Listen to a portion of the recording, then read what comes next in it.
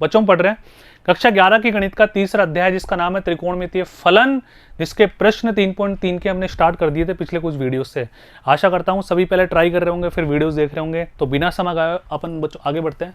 प्रश्न नंबर 22 क्या कह रहा है बच्चों, सिद्ध कीजिए cot x cot 2x minus cot 2x cot 3x minus cot 3x cot x बराबर 1।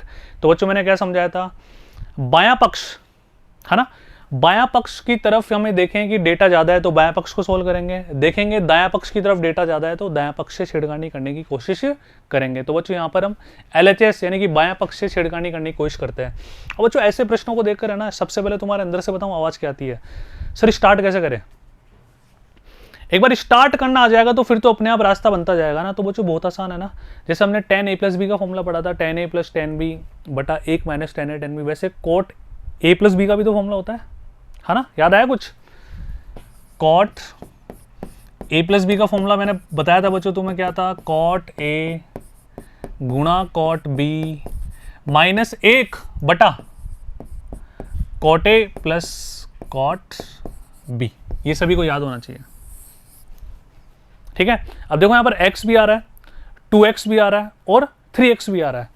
तो इसको अपन ऐसे कर देंगे, हमें पता है कि 3x बराबर कितना होता है, x प्लस 2x होता है, ठीक है। दोनों तरफ cot ऑपरेट करो, cot 3x, ध्यान से देखना। तो यहां पे लगाओगे तो cot a, ठीक है, cot b माइनस 1 बटा cot a cot b। इस बात से सभी बच्चे एग्री है ना, कोई समस्या वाली बात नहीं है। cot a plus cot b। अब ध्यान से देखना बच्चों, इसको अपन क्रॉस मल्टीप्लाई कर दें।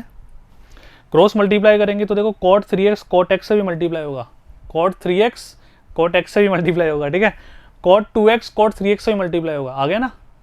और cot x और cot 2x भी आ गया, उधर 1 बच ही जाएगा, देख लेंगे जो भी होगा। जाओ स्टार्ट करते हैं बच्चों। देखो इसी तरह से बिल्कुल लिखा हुआ है यहाँ पे बच्चों, देखो बिल्कुल ऐसे कैसे लिखा हुआ है ना जैसे अपन ने किया। इसको थोड़ा जूम कर देता हूँ, ये क्या लिखा हुआ है, cot 3x, यहाँ पे लिखा हुआ है cot x प्लस 2x। अब एक एक स्टेप को मैं तुम्हें ढंग से समझा रहा हूँ ना। cot a cot b minus 1 बटा cot a plus cot b। ये गुणा गुणा मत करो तुम, तो डायरेक्ट क्रॉस मल्टीप्लाई करो बच्चों। कैंची गुणा, कैंची गुणा करने पर देखो ये वाला पोर्शन कहाँ चला गया, यहाँ आ गया। यहाँ केवल क्या बचा, cot x cot 2x minus 1, एक ही बात है। अब ध्यान से देखना बच्चों, cot 3x गुणा cot x cot 3x गुणा cot 2x, ठीक है। यहाँ बचा cot x cot 2x minus का 1। अब हमने बच्चों क्या किया, इस वाले को, ये cot x और cot 2x है ना, इसको हम उधर ले गए। उधर लेके गए तो देखो ये वाला पोर्शन नेगेटिव साइन के साथ जा रहा है, माइनस के साइन के साथ जा रहा है। इधर क्या बचा, माइनस का 1 बचा। लेकिन हमने देखा कि हमारे दाएं पक्ष में तो 1 आ रहा है, इसका मतलब हमने दोनों तरफ माइनस का साइन और कॉमन ले लिया। या मैं ऐसा बोलूँ, दोनों तरफ माइनस से गुणा कर दो। अब माइनस से गुणा करने का मतलब बच्चों क्या होता है कि जो साइन प्लस का है वो माइनस हो जाएगा, जो माइनस है वो प्लस हो जाएगा। तो दायां पक्ष तो हो गया प्लस का, ये माइनस था प्लस हो गया, ये प्लस था माइनस हो गया, और ये प्लस था तो माइनस हो गया। अब शुरू में माइनस अजीब सा लगता है तो हमने बायां पक्ष को यहाँ से लिखना शुरू किया। ध्यान से देखो, सबसे पहले ये वाली term cot x cot 2x, ठीक है, फिर cot 2x cot 3x, फिर ये वाली टर्म माइनस में, और फिर लास्ट में ये वाली टर्म लिख दी। बराबर में कितना आ रहा है, 1 इति सिद्धम, क्योंकि दायां पक्ष 1 ही तो था हमारे पास। तो बहुत आसान है कि नहीं है, कुछ भी नहीं है बच्चों, बस फॉर्मूले तुम्हें ढंग से याद होने चाहिए। सारी कहानी कहाँ पे थी बच्चों, इस पर पूरा क्वेश्चन हमारा निर्भर था। लेकिन ये बात खुद के अंदर से आनी चाहिए क्वेश्चन को देखकर कि सर हमें यहाँ पे cot a प्लस बी का फॉर्मूला अप्लाई करना है या नहीं करना। बात समझ में आई, इसको प्रैक्टिस करना बच्चों। आगे बढ़ते हैं नेक्स्ट क्वेश्चन की तरफ। क्या कह रहा है प्रश्न नंबर 23। अब ये भी अजीब सा लग रहा है ना। अब यहाँ पे तुम देखोगे ना बच्चों, तो इससे छेड़खानी करोगे ना अगर तुम दायां पक्ष से, तो समझ में तुम्हारे कम आएगा, बहुत डिफिकल्ट हो जाएगा ये।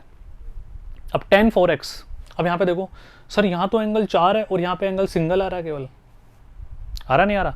यदि हम एंगल आधा भी करते हैं तो tan 2x में कन्वर्ट होगा, तो देख लेंगे ना, फिर 2x को अपन वापस x में कन्वर्ट कर लेंगे। तो क्या सभी बच्चों को tan 2x का फॉर्मूला आता है क्या, याद करवाया था मैंने, बताओ। 2 tan x कौन अर्धक सूत्रों में, 1 माइनस tan स्क्वायर x, बोलो हाँ या ना। ऐसा था ना बच्चों, था नहीं था। अब सर यहाँ पे 4x है तो आप इसको ऐसे लिखो ना, tan, ध्यान से देखना, 2, ठीक है, x tan 2 थीटा, यहाँ पे थीटा 2x है।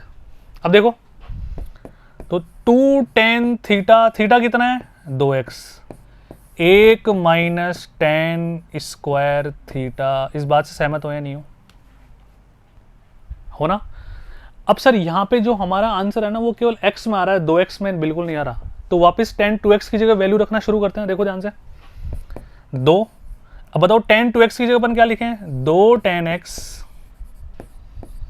1 माइनस टेन स्क्वायर एक्स। बच्चों देखो रास्ता क्वेश्चन खुद ही बता देता है। सिद्ध करने वाले सवाल तो बहुत आसान होता है, बता देते हैं कि यहाँ से हमें यहाँ तक जाना है। हमने देखा शुरू में यहाँ पे एंगल 4x था, हमें x तक पहुँचना है, तो आधा करो फिर उसका भी आधा कर दो, और आधा करने वाले फॉर्मूले हमारे को ढंग से याद है। अब आओ बच्चों नीचे चलते हैं। 1 माइनस टेन 2x का होल स्क्वायर है ना, तो टेन 2x का फॉर्मूला क्या होता है? 2 tan x 1 minus tan square x, और इसका हम क्या लगा देंगे बच्चों? Whole square. यहाँ तक कोई दिक्कत है क्या बच्चों सभी को? बहुत आसान है क्या बच्चों? बात समझ में आ रही है ना सभी के? अब चलते हैं थोड़ा सा आगे। देखो 2 दूनी 4, 4 तो आ गया, tan x भी आ गया, थोड़ी आशा की किरण दिखी है ना, अच्छा लग रहा है बच्चों थोड़ा सा ना। तो ऊपर आ जाएगा 4 tan x, ठीक है। नीचे 1 माइनस टेन स्क्वायर एक्स, ठीक है बच्चों। अब ध्यान से देखो, मैंने अलग अलग कलर में कर देता हूं ताकि तुम्हें दिखाई ढंग से देखा ना। बटा, अब इसको हल करना है हमारे को। ये स्क्वायर दोनों पे जाएगा तो इसका होल स्क्वायर हो जाएगा ना बच्चों। तो यहां पे मैं इसको हल करता हूं। देखो यहां पे क्या आने वाला है? 1 माइनस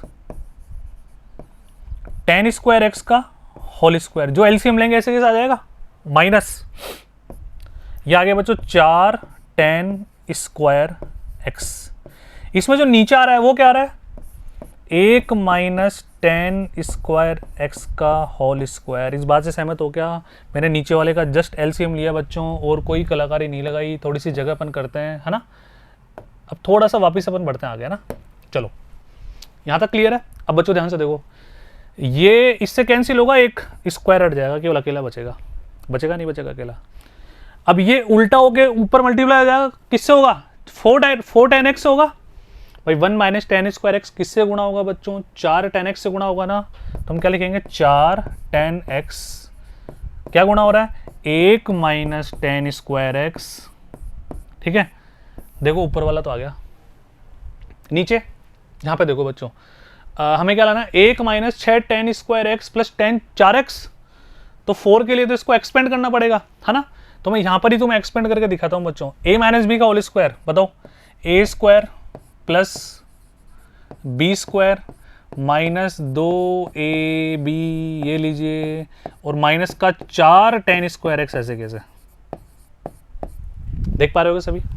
बहुत आसान है। यहाँ पे हमने a माइनस बी का होल स्क्वायर लगा दिया। अब बच्चों ध्यान से देखो, देखो जहाँ पे कुछ समझ में नहीं आता ना, वहीं पर आप वीडियो को पॉज करके पेन चला के सोल्व करो।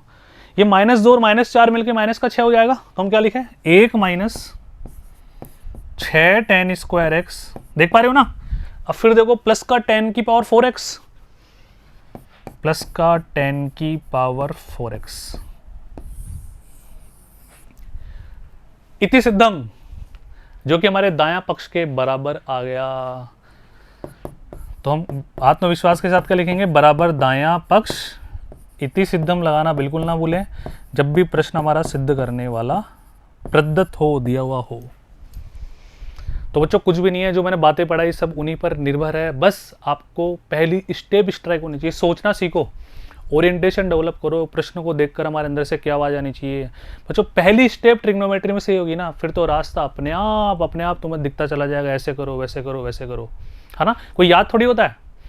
पहली स्टेप तुम स्ट्राइक हो जाए। मैथमेटिक्स अच्छी उसी बच्चे की मानी जाएगी जिसको पहली स्टेप स्ट्राइक हो रही है क्वेश्चन को देखकर। सर इसको तो ऐसे शुरू करेंगे। बच्चों बहुत बड़े मैथमेटिशियन ने क्या कहा है कि प्रश्न का आंसर होना, याद होना कोई जरूरी नहीं है, लेकिन उसको पता होना चाहिए प्रश्न कैसे सॉल्व होगा। ठीक है, तो सोचना सीखो। मिलते हैं अगले वीडियो में अगले प्रश्नों के साथ। तब तक आप ट्राई करें। धन्यवाद।